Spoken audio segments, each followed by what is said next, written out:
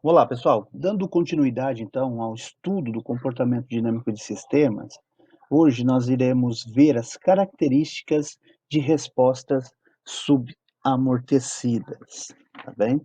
Então, anteriormente, né, em QM 9720, nós caracterizamos e conceituamos os sistemas de primeira e segunda ordem. Depois, né, como definimos como se avalia o comportamento dos sistemas por meio de sinal de teste. O sistema de primeira ordem, então, ele é caracterizado por duas variáveis, que é o Kp, né, que é o ganho do meu sistema, e o tal P, que é constante de tempo. Então, nós temos aqui o ganho, que irá definir o valor final do sistema juntamente com a amplitude do sinal que eu aplico, e o tal P, como definição, é o tempo necessário para que a resposta evolua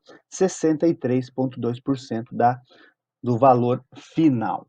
E um sistema de segunda ordem, então, ele é caracterizado por três variáveis: o tau, que é o fator constante de oscilação, né, o período de oscilação natural do sistema, e o QC, que é o fator de amortecimento, além do tal P. E o QC, ele é muito importante, e com base, então, no fator de amortecimento, esse QC, nós definimos os sistemas como sendo o sistema superamortecido, criticamente amortecido e o subamortecido, né? Então, nós temos ali, né, fizemos análise para quando o QC é maior do que 1, então o sistema é super amortecido. Então, o que vai acontecer? Esse sistema demora mais para atingir o valor final.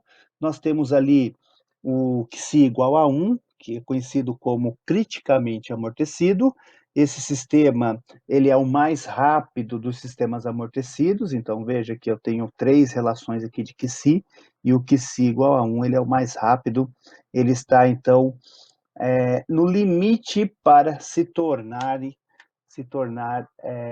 oscilatório, né? Então, tanto que se igual a que se igual a 1 quanto que se maior que 1, ou criticamente amortecido ou super amortecido, eles têm como característica um não oscilação. E aí nós temos o subamortecido, uma resposta superamortecida, onde o QC é menor do que 1, e aí eu tenho, então, sistema oscilatório. Então, nós vamos, olha só, aqui eu tenho uma curva característica de uma resposta subamortecida, e esta curva, então, ela será base para muitas análises que nós iremos fazer em controle de processos, né? E por que que essa resposta ela é importante, pessoal? Porque mesmo um sistema ele não tendo a característica, tá, de segunda ordem e não tendo a característica de segunda ordem subamortecida, quando nós fazemos uma associação de sistemas de primeira ordem em série, né, fazemos uma associação em série de sistemas de primeira ordem, pode aparecer um sistema subamortecido. Ou quando nós adicionamos o controlador no sistema de controle, nós temos um comportamento subamortecido. Tá bom? Então, o que que vai acontecer? Esse tipo de resposta, ela é fundamental para que nós possamos, então, eh, definir alguns parâmetros, tá? Essa curva característica, então, de resposta de sistema subamortecido, ela é importante porque nós podemos definir alguns parâmetros que serão usados como base, muitas vezes para comparação e também muitas vezes para caracterização de controladores, tá? Por exemplo, eu posso pegar um desses parâmetros para determinar o desempenho de um controlador, ver qual controlador aí que foi desenvolvido, ele é melhor em termos de desempenho. Tá? Então, nós podemos usar aí todos os nossos valores que nós temos ali. Olha, nós temos algumas características aqui, tá? Alguns pontos importantes que são representados aqui nessa figura, Tá? Então, esses parâmetros como o A, o que, que é o A? Nós vamos ver que esse A aqui é um overshoot, tá? O que, que é esse B aqui, né? Então, esse B aqui é o valor máximo, né, que eu atingi, esse C, esse T, TS, TP, TR. Então, tudo isso aqui está relacionado, sim, com o sistema de controle, e esses parâmetros, então, são utilizados como comparação de controladores ou como critério de desempenho de controladores. Bom,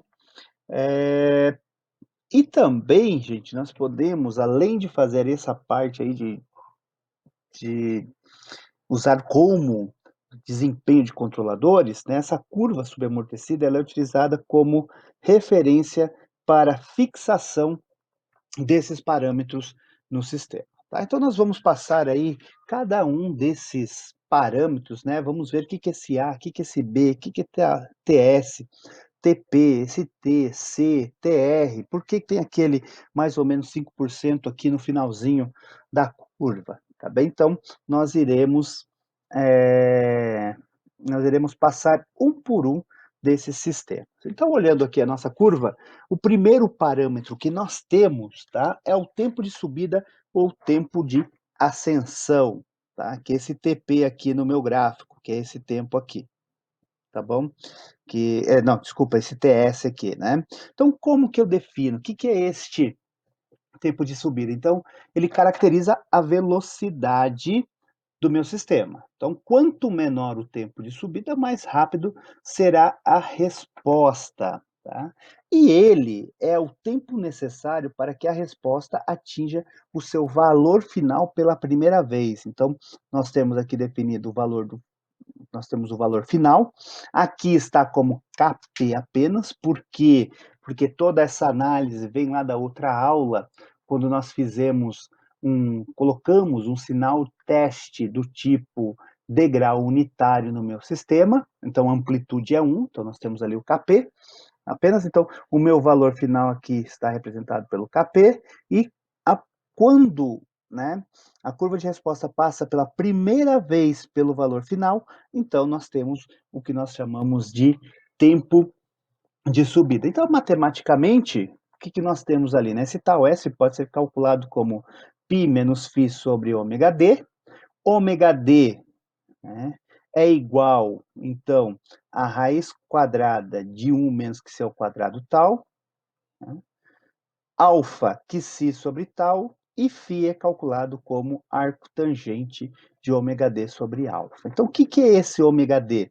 Ômega d é a parte complexa da minha raiz, e o alfa é a parte real da minha raiz. Então, fazendo a relação aqui entre a parte real e a parte imaginária, né? Então, a imaginária aqui, ômega d, a real, o alfa, nós temos este ângulo aqui que si. Lembrando que esse que si tem que ser calculado em radianos, né? Porque lá no TS tem aquele π. Então, nós podemos graficamente determiná-lo. Então, graficamente é ao passar aqui, né, pelo valor final, eu tenho este tempo, que é conhecido como tempo de subida, ou matematicamente nós podemos definir aí equação, é, pela equação do TS, π menos φ dividido por tau d.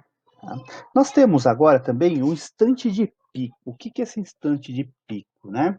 Esse instante de pico é o tempo necessário para a resposta alcançar o primeiro valor de pico máximo. Então, veja, olha, eu tenho toda a evolução aqui da minha resposta, o valor máximo aqui é esse, atingido, então eu tenho o pico aqui, então o tempo de pico é o tempo necessário para a resposta alcançar esse primeiro pico de valor máximo que eu tenho. Então, como que nós podemos encontrar? Né? Por meio da equação da resposta dinâmica, que nós temos lá, aquela equação que nós vimos na aula passada, bem grandona, quando nós temos um sistema subamortecido, aplicando, então, a transformada de Laplace inversa, né, no meu sistema. Então, nós temos uma equação bem grandona lá, que nós já vimos. Então, quando nós aplicamos, então, naquela equação que representa a resposta dinâmica do sistema de segunda ordem, né, e subamortecido,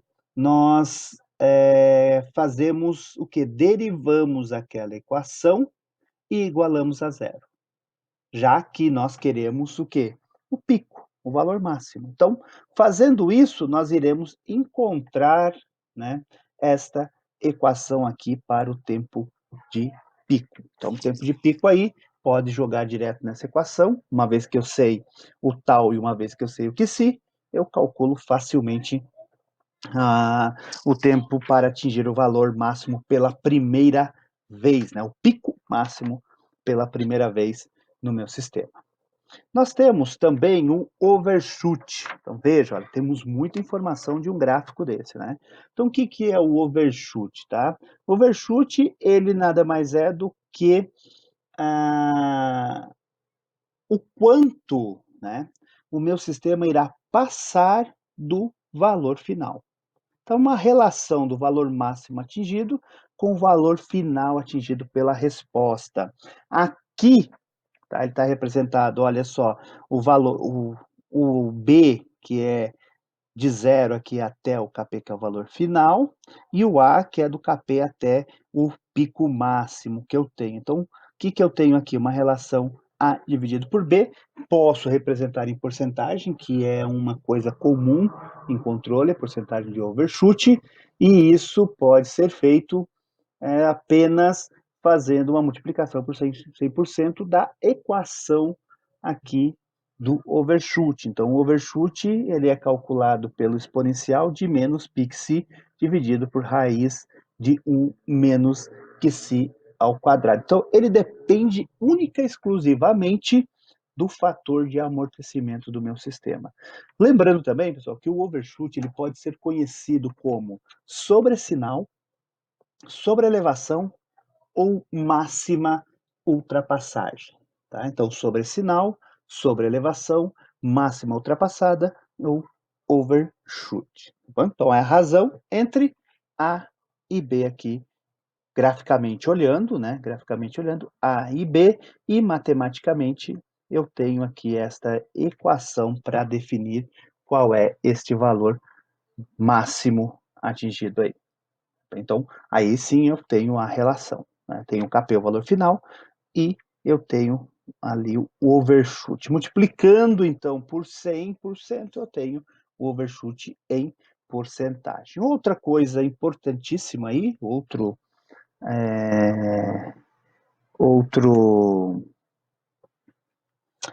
Outro parâmetro muito importante é razão ou taxa de decaimento. Então, essa razão ou taxa de decaimento ela é uma proporção do quanto as oscilações estão caindo ao longo do tempo. Veja aqui pelo gráfico, olha, eu tenho a oscilação, está alta aqui, vai diminuindo essa oscilação, vai diminuindo, diminuindo. Tá? Então, o que, que eu estou calculando com a razão ou taxa de caimento? A proporção do quanto essas oscilações estão caindo ao longo do tempo. Quanto maior a razão de decaimento, mais lentamente, né, mais lentamente os picos estão caindo. Então, matematicamente falando, tá, nós temos aí a taxa de decaimento igual a exponencial de menos 2π raiz quadrada de 1 menos π ao quadrado. Tá? Isso aqui também pode ser representado matematicamente como um overshoot ao quadrado. Tá? Então, nós pegamos lá o valor do overshoot sem estar em porcentagem, tá? O overshoot apenas, e elevamos ao quadrado. E podemos também dar essa taxa de decaimento em porcentagem, que é pegar esse valor depois, né, e multiplicar por 100%.